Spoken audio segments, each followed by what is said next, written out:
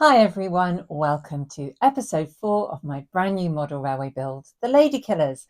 And in this episode, I'm going to show you all about weathering your track. Now, what is weathering and why do we do it? Well, weathering is the process of adding paints or pastels or sprays to your track to make it look like it's old or it's been through the wars a little bit, just to make it blend into your landscape, because there's nothing worse than having a pristine, amazing layout and a bright piece of black plastic track running all the way through it. So we want it to look as weathered and as natural as possible. And I'm going to show you just how I do that. I'm going to show you a mixture of materials and I'm going to come to those in a moment. But first, a little bit of an explainer. For the purposes of this layout build, I'm going to do things a little bit out of sequence, and I have a reason for that. But in general, the order you would do this is you would wire your track first. You'd solder your wire to your track, you'd add your feeder wires and so on. Then you'd probably weather it, and then you'd pin it to your baseboard and add ballast. Now, I know some people pin it to their baseboard and then weather it, and I'll come to why I don't do that in just a moment. The reason we wire before we weather is because we don't want to run the risk of any paint getting in between the solder and the track, and that way run the risk of losing any connectivity. The other reason, of course, is because you can cover that bright shiny silver with the paint afterwards, and then it looks lovely and nicely weathered. But for the purposes of this episode, I am going to weather my track first before I wire it. The reason I'm doing that is if you look at my plan, the majority of my track isn't seen. I only have to weather just a little bit, and the wiring takes place out of sight, if you like. There's only one piece of track that I have wiring on that you can see, and I'll explain all about that in more detail in episode 5. But this episode is all about weathering. So if you're watching this episode, it means you're ready to weather your track. So let's get started. So in front of me, I have a mixture of materials that you could use for your weathering. On this side, I have some commercial weathering kits. I have a specialized rail and track weathering kit, and I have some weathering powders. I'll go into the cost of those in just a moment. But on the left-hand side, I have some basic acrylic paints that you can pick up from any kind of supermarket or something like a pound stretcher, something like that. And I also have a range of chalks or pastels. Now, this side cost me around £40 for the lot. The specialised rail and track kit, that's about £17, £18. They've got small bottles in there, so they're not going to last too long. The weathering powders, I've had these quite a while. This whole pack cost me around £27. I have used them. They do last, and I use the blacks and the silvers for brief encounter. In this kit, you've got around 12 colours.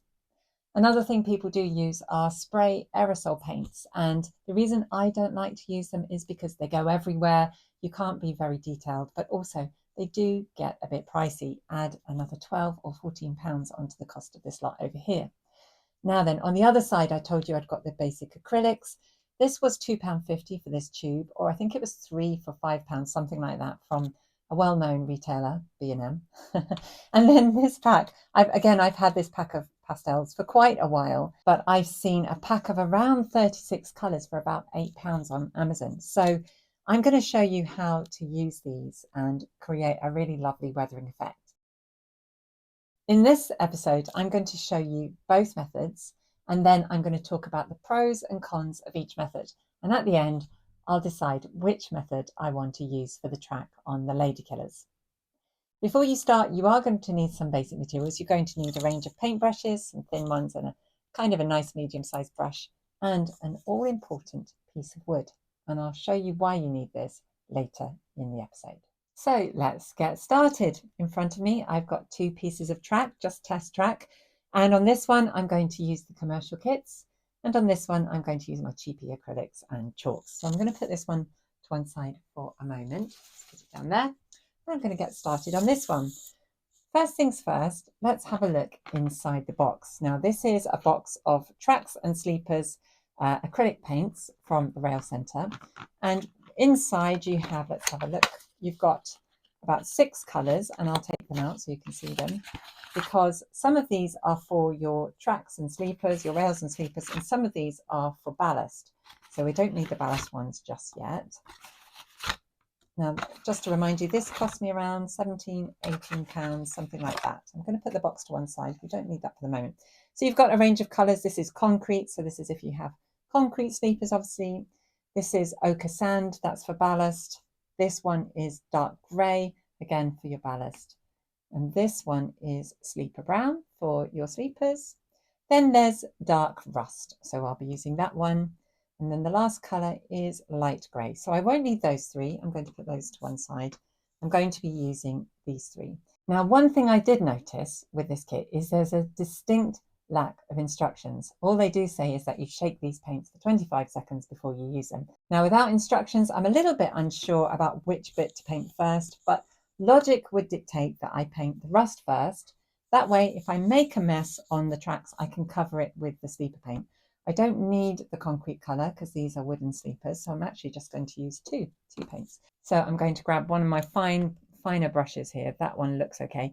And just quickly going to get a little container to put the paint into. This is a little bit big, but it's what I had to hand. And I'm just going to put that there, squeeze everything in. I'll move that to the side so you can see what I'm doing. Move that track. And there we go.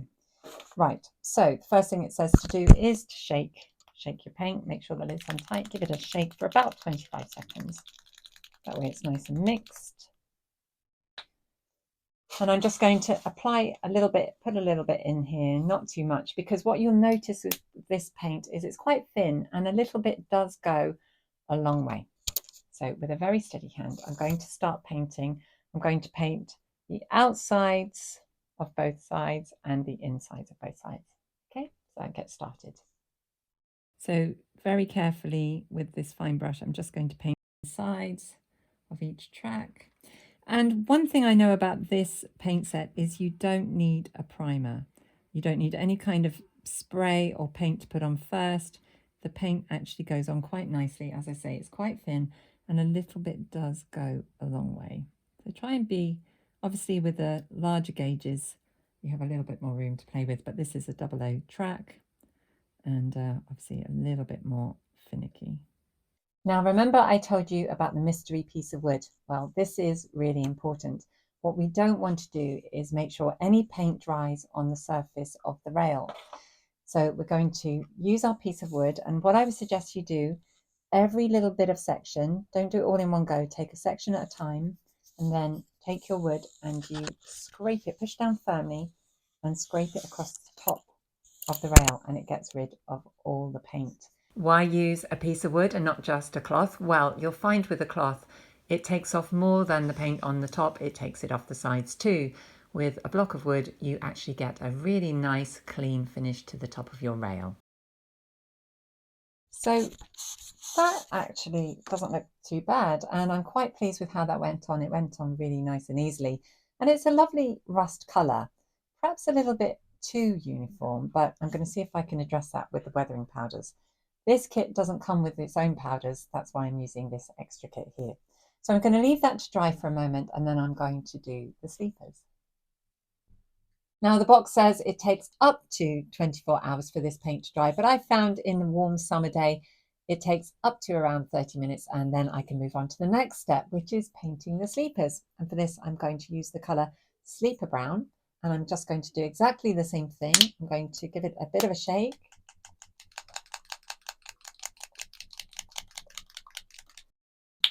And just add a little bit, again, a little goes a long way, to my tray and do exactly the same thing. For this, I'm going to use a slightly bigger brush for a bit more coverage.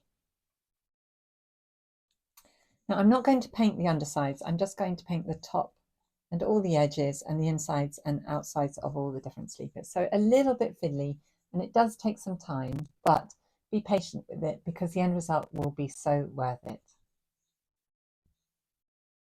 Now, obviously with my layout, I've only got small sections of track that need weathering. If you have lots of track, then this is going to be very time consuming, but this is the point of modeling, isn't it? We like to do this to get things perfect, to make them look nice. And the time and attention you put into this bit here will certainly be rewarded with some beautiful weathered track. As you can see from the painting I'm doing here, This is why it makes sense to weather your track before you put it down on the baseboard, because you can get into all the tiny little nooks and crannies. If this was already pinned to the baseboard, I'd be finding this quite tricky by now. So I've just made sure I've got every single surface of the sleepers to make sure there's no black peeking through. Now, one thing you can do with these paints, you can use them with an airbrush if you use a little bit of thinner, but I prefer a paintbrush. It's so much more accurate. So that's what it looks like up close. I'm just going to show you the comparison between that and an untreated piece of track. And look at the difference there. Doesn't that look so much better? So now that the paint is dry, taking a look at it, it looks very nice. It's all very authentic, but it's not quite grotty enough or grimy enough. So what I'd like to do is add a bit of weathering powder. So I'm going to take just a basic brush. This is a cheapy one and nothing too fancy. And I'm going to take the black weathering powder from the kit. And looking at the names, some of these names are really good. There's dark grot and black muck, but for this, I'm just going to use black.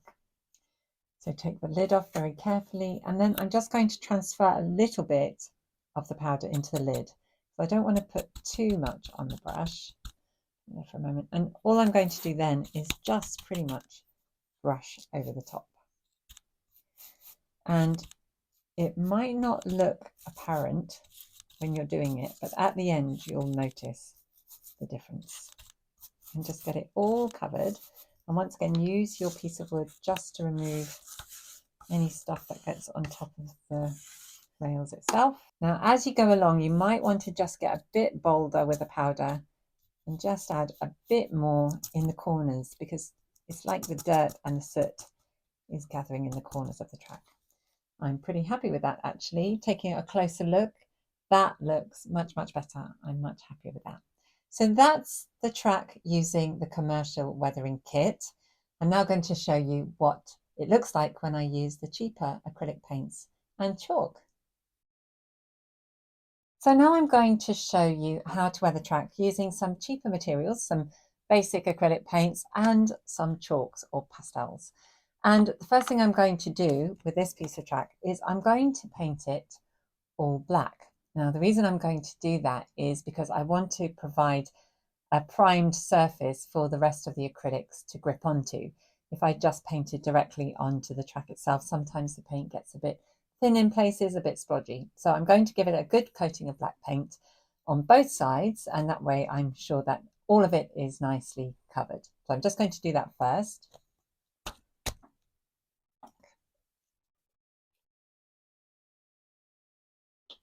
And for this, I'm going to paint both sides so that the black gets into all of the different areas. Now, one thing that you need to be aware of, if you're joining track, if you've got joins in your tracks, make sure you get rid of the paint on the rails as quickly as possible once you've painted over it, because the paint does collect in those joins quite quickly. I'm going to turn it over and do the other side. And again, you don't have to be too neat. Just give it a quick coat. Do the sides on the inside and the outside. And I'm going to take my wood and quickly go over those rails as I did before to make sure that the paint doesn't dry on the rails, because we don't want the locos to stop running.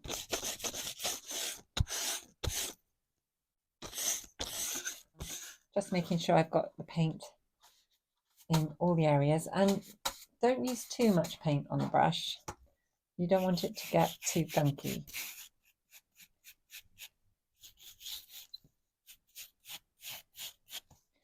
Okay, I'm happy with that. One more time with the wood, just to get rid of any paint on the rails, and that's about done. Now I'm just going to leave this to dry, and the next step is to add the rust. So now that's dry, I'm going to add the rust. Now, luckily for me, I only need to use one colour, and it's this one, burnt sienna. That gives a really effective and realistic looking rust effect. So I'm just going to decant this into my pot here, just in the corner, so it doesn't get any contact with the black. And then I'm going to once again take quite a fine brush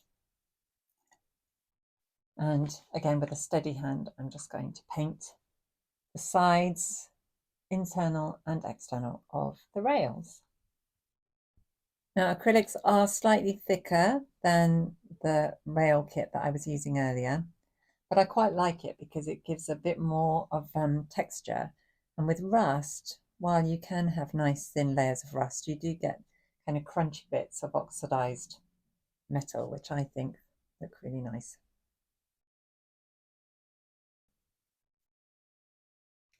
So just one last go over with the wood, just to make sure the rails are clear of paint. I'm going to leave that to dry now, and in the meantime I'm going to show you how to make the weathering powder.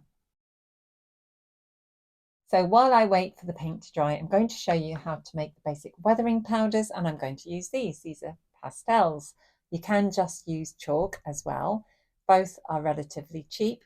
The difference between pastel and chalk is that pastels are oil-based, and you can feel it in the texture. They're slightly more oily, whereas chalk is very powdery. So all I'm going to do is take the colour I want, and I'm going to mix a mixture of black and brown just to create that nice dirty kind of grimy feel to it. And I'm just going to use a little grater and grate a mix into this bowl. Now, again, just to remind you, the difference in price between these and normal weathering powders can be quite significant. A pack of about 36 of these costs around £8. That's what I've seen on Amazon, whereas some weathering powders can fetch, as much as £30 for a set of 12. So just going to use the finest setting on my grater and just give it a good grate into a little container. And this bit's quite fun. And you'll see it breaks up quite easily. So that's the brown. I'm just going to add a bit of black.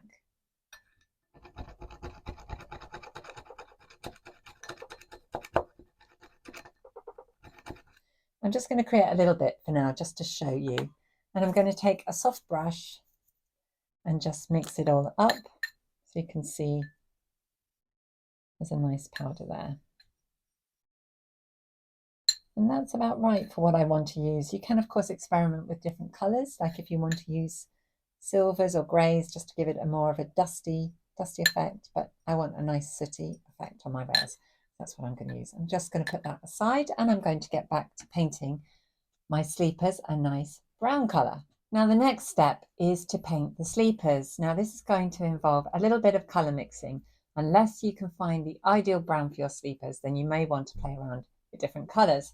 So I've got my black in here already. I'm just going to add a little bit of burnt sienna. I'm going to add a bit of yellow ochre.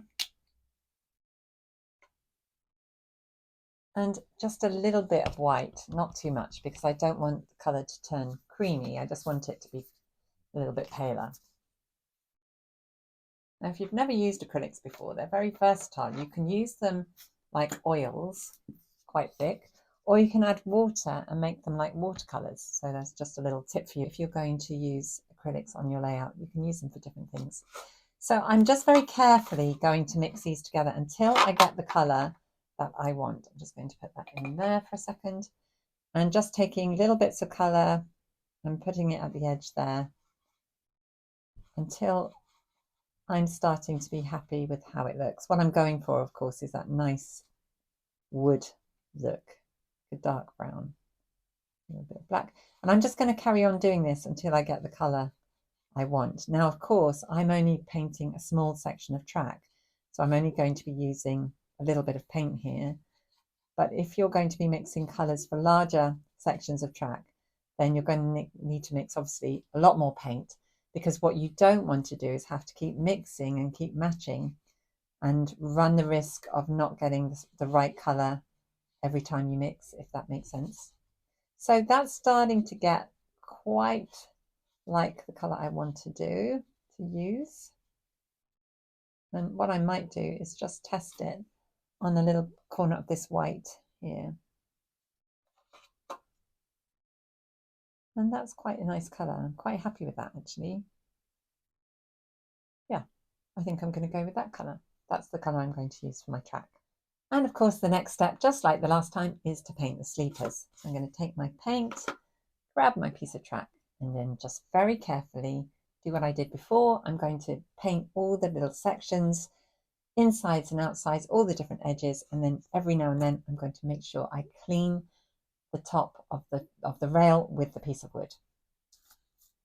So now that the paint has dried, I'm just going to add the weathering powder that I made earlier using my pastels. And of course, as I said, you can use chalks, but I used pastels for this. So once again, grab your brush, and I'm just going to brush over in kind of big strokes like that, or you can dab it in. Sometimes dabbing it into the corners really helps because that's where the soot and the dirt gathers. So again, give it a good old brush. And then don't forget, of course, to get your piece of wood and just clean off the surface of the rails like that. And I think that that looks really nice. It's a lot more subtle than the weathering kit that I used earlier. A lot more subtle, but I really like it actually. The rust doesn't look as bright. It looks a lot grimier. If I was going to do it again, I might change the colour of the brown, add a bit more yellow and maybe a touch of green just to give it a bit more of a brown colour. But you get the idea that you can use paints and pastels and chalks to create your own weathering kit.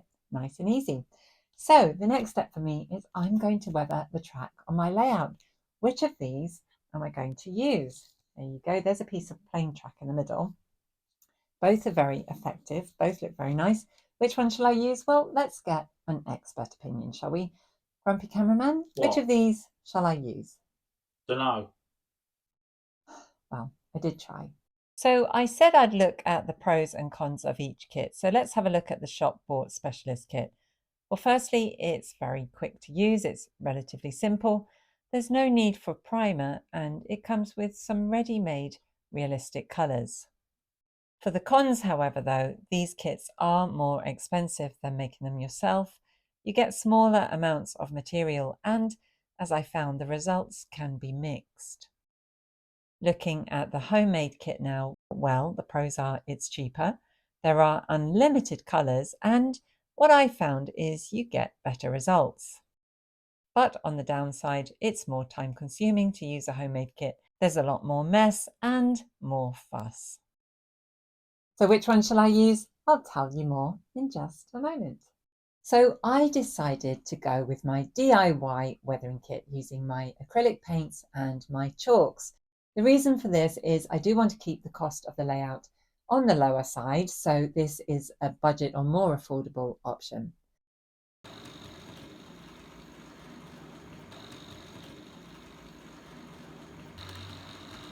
Job done.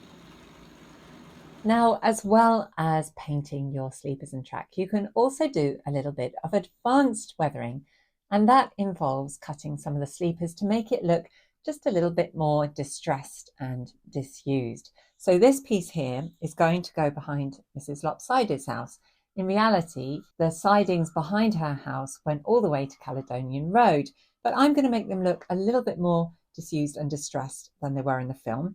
So I'm just going to show you how I do that. And I'm going to take a pair of clippers here and I'm just going to show you, I'm going to choose some random sleepers and just make a few little cuts at the ends and maybe in the middle, cut the connectors so I can push them together and make them look a little bit lopsided like Mrs. Wilberforce's house. As you know, I'm keeping a tally of all the costs involved in the project. So let's have a look at the running total so far. For episode 4, I used 4 tubes of acrylic paints costing around £7.50, but I only used about £2 worth of those paints. I also bought a new set of pastels, which cost me £8, but again, I only used 2 colours and only a fraction of those, so around 50p. And I bought a new set of brushes for £5, so that brings the subtotal to £20.50, although I only used £7.50 worth of materials. Looking at the actual spend, which is the amount I've spent from episode 1 to the current episode, that brings us to around £227. But the cost of the layout, meaning the amount I've spent on materials that have actually gone on the layout, this comes to £194.95. Coming up in the next episode, I show you how to wire your track and also how a basic DC shuttle controller works. That's all coming up in the next episode. Stay tuned. And of course, if you like this video, please do like, share and subscribe. and hit the bell to be notified of all my future videos. And why not become a Questie? Become a member of the channel and you'll receive a whole bunch of discounts, freebies and goodies, all for as little as $1.99 a month. I'll post the links below. That's it for now. See you next time. Bye-bye. If you like this video, please do like, share and subscribe, and hit the bell to be notified of all my future videos. And why not browse the shop at modelrailwayquest.com/shop. And to receive a 10% discount on everything in the shop, become a Questie. Join the Model Railway Quest membership to receive that discount and a whole bunch of perks and goodies. Details on how to join are above. I'm Dawn Quest and this is Model Railway Quest.